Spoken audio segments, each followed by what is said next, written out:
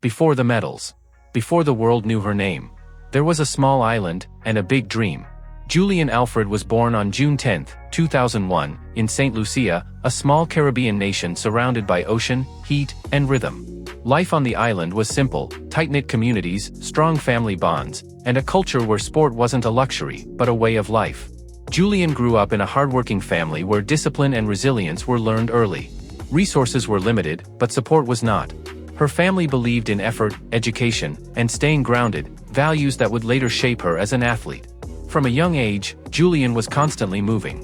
Running wasn't something she trained for, it was something she did naturally. Racing friends in schoolyards. Chasing balls on dusty fields. Sprinting barefoot under the Caribbean sun. Teachers noticed first. She wasn't just fast, she was different. At school competitions, Julien would line up with older kids and still win. Her stride was powerful, her acceleration effortless. What stood out most wasn't just speed, but fearlessness. She loved competition. Loved the moment when everyone watched. Track and field entered her life almost organically. Local school meets turned into regional competitions, and soon coaches began to pay attention. Julien wasn't polished. She didn't have perfect technique or elite training conditions. But she had something far rarer. Raw, undeniable talent. As a teenager, she began focusing more seriously on sprinting events, especially the 100 meters and 200 meters. Each race revealed more potential. Each season brought sharper times. Still, nothing came easy. Training in St. Lucia meant adapting, making the most of limited facilities, relying on determination rather than technology. And that environment forged something special: hunger.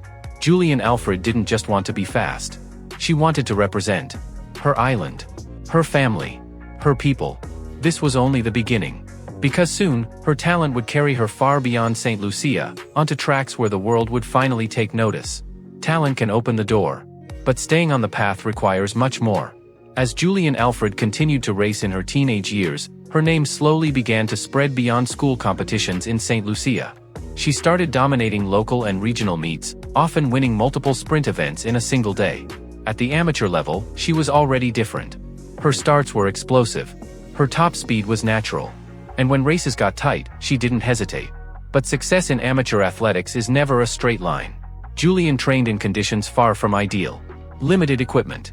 Few high-level competitions.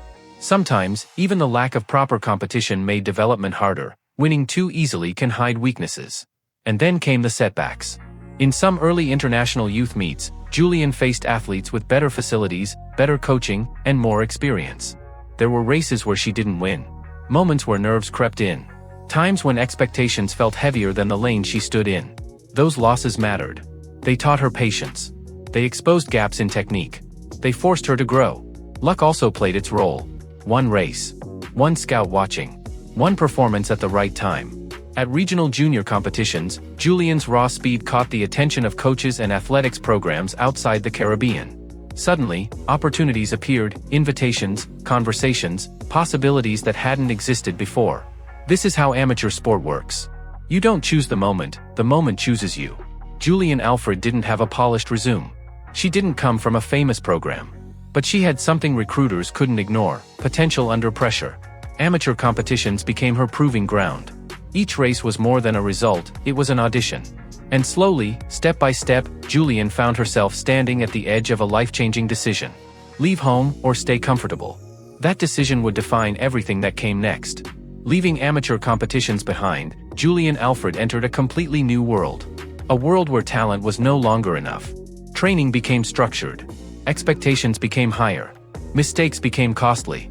This was the phase where many promising athletes fade away. Julien didn't. As she stepped into organized, elite-level athletics, her raw speed finally met professional structure. For the first time, her training focused not just on winning races, but on building an athlete. Starts, acceleration, strength, recovery. Everything mattered. Early on, results didn't come instantly. There were races where she struggled to translate training speed into competition performance.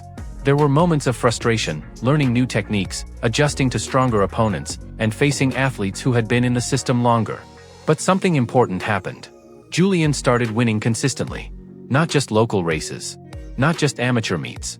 But structured competitions against real opposition. Her performances in the 100 meters and 200 meters began to stand out. Times dropped. Confidence grew. Coaches no longer spoke about potential, they spoke about results. This was the turning point. Julien Alfred was no longer a surprise. She was a threat. With every competition, her racing intelligence improved. She learned how to handle pressure, how to stay composed in the blocks, how to finish strong when the race tightened. More importantly, she began to believe, not just that she belonged, but that she could win. This period marked the true beginning of her identity as a professional athlete. Not because of one medal, not because of one race, but because she learned how to compete, not just run. And once that switch flipped, there was no going back. Because the next chapter of her career would push her onto the global stage, where the world would finally start paying attention.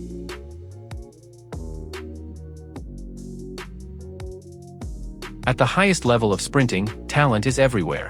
What separates champions is how they respond to rivals. As Julien Alfred rose through the ranks, she quickly realized one truth. There are no easy races anymore. Every starting line was filled with athletes chasing the same dream.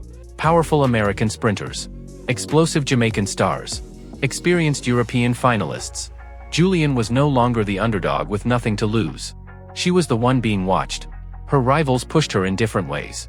Some challenged her raw speed, forcing her to sharpen her start. Others tested her top-end strength, demanding better endurance through the final meters. And some challenged her mentally, racing with confidence, experience, and reputation. There were races where Julien finished second. Races where she missed the podium. Moments where the margin between victory and defeat was 1/100th of a second. But rivalry never broke her. It refined her. Instead of avoiding competition, Julien embraced it. Each loss became data. Each close finish became fuel. She studied her opponents, how they started, how they finished, where they gained ground. Slowly, something shifted. Julien stopped reacting to rivals. She started dictating races. When the gun fired, she trusted her own lane. Her focus narrowed. Pressure faded. And in the biggest moments, she delivered performances that proved she wasn't just keeping up, she was setting the standard. What made her rivalries special wasn't dominance. It was respect. No trash talk. No excuses. Only competition. Julien Alfred became known as an athlete who shows up when it matters, regardless of who lines up beside her. In a sport defined by margins, she learned to thrive in the chaos of elite sprinting. And those rivalries did more than sharpen her speed. They prepared her for something even bigger. Because the next stage of her career wouldn't be about individual battles anymore. It would be about history. The 2025 season was not just another year on the calendar for Julien Alfred. It was a test. By now, she was no longer a rising talent. She was a global contender, expected to win, expected to deliver, expected to lead. From the very first races of the year, Julien's schedule reflected that new reality. Indoor season, building rhythm, not chasing hype. Julien opened 2025 with a carefully planned indoor campaign. Instead of racing every weekend, her team focused on quality over quantity. She competed in select 60-meter and 200-meter indoor meets, using them to sharpen her reaction time and acceleration. These races weren't about records, they were about execution. Some heats looked effortless. Others exposed small weaknesses, a fractionally slow start, or tightening in the final strides. But each race served a purpose. Indoor competition helped Julien regain race rhythm after the off-season and test adjustments made in training. Even when the results weren't flawless, her consistency showed that her base level had risen. She was no longer experimenting. She was refining. Outdoor season, facing elite fields every race. As the outdoor season began, the level of competition intensified immediately. Julien lined up in Diamond League meetings, national-level events, and invitationals where every lane was filled with world-class sprinters. There were no easy races. In the 100 meters, she focused on explosive starts and staying relaxed through the drive phase. Some races rewarded that work instantly. Others reminded her how unforgiving sprinting can be, where one small mistake costs everything. The 200 meters became her proving ground. Race after race, Julien demonstrated her ability to stay composed through the curve and unleash her power on the straight. Even when finishing positions varied, her times showed stability, a sign of an athlete operating at a very high baseline. What stood out in 2025 was how she handled rounds, heats, semifinals, finals. Julien learned to manage energy, adapt to weather conditions, and respond to competitors who attacked early or surged late. Each meet added another layer of experience. Championships, pressure that shapes champions. The major championships of 2025 brought the most intense pressure of her career. Here, reputation mattered. Every camera followed her. Every race carried expectations. Julien didn't win every battle, but she competed with control.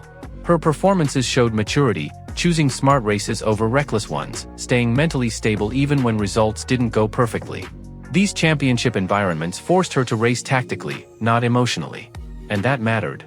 Because championships aren't won by raw speed alone, they're won by athletes who can survive rounds, pressure, and uncertainty. What 2025 really meant for Julien Alfred. Statistically, 2025 may not be defined by a single headline moment. But professionally? It was one of the most important seasons of her career. She proved she could handle expectation, stay consistent across many meets, compete against the best, week after week, learn from races instead of being defined by them. Every start line in 2025 made her stronger. Every race sharpened her instincts. And by the end of the season, one thing was clear. Julien Alfred was no longer chasing greatness. She was preparing to claim it.